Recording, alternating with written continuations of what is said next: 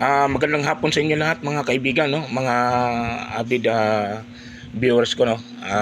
Sa lahat ng mga mahilig sa kulikot, sa pagre-repair sa mga ganitong larangang trabaho. Magandang hapon sa inyo, purihan ng Panginoon, dalagyan ng Diyos. So mga kaibigan, meron tayong dito, unit. Continuation to sa nung nakaraang yung video tungkol sa ESAB inverter welding machine, no. So ang sabi nito Mer ay walang power supply. So itong ESAB na to ay original to mga kaibigan, no. Ito ay magandang klaseng inverter welding machine. Minsan critical ang pag troubleshoot nito. Pagka hindi original yung ilalagay mo, talagang sasabog lang yung bagong ilalagay mo na pisa. Pag di original, talagang sumasabog lang, no. So critical to. So mga kaibigan, ang problema ay yun lang pala sa primary. So regulator lang ang ginawa kong pinalitan. So mga kaibigan, for testing na po tayo, no. For testing kung talagang nakasaksak na yan, kung magpa-power na ba talaga. So okay na, meron na pala yung mga kaibigan, no. Umandar na. Saka meron ng indicator nyo, may ilaw na yung green. So ibig sabihin mga kaibigan, maganda na, okay na yung good condition na to. Ibalik na natin sa kahan niya. So magandang hapon sa inyong lahat mga kaibigan. Thank you.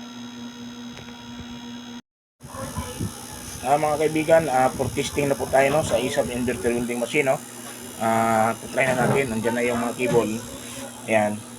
Tsaka bumalik na talaga siya sa normal. Okay. Nakasit siya 60 ampere. Bali pala to, ESAB 145 amp.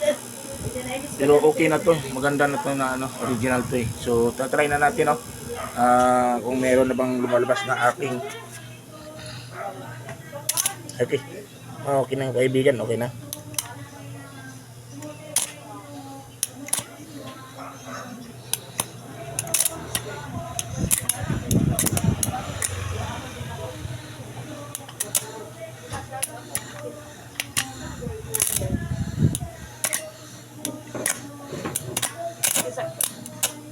Isa.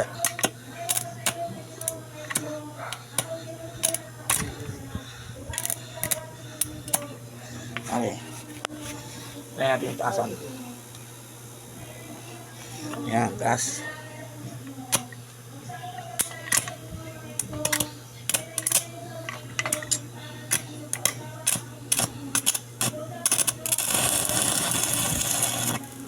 Okay na.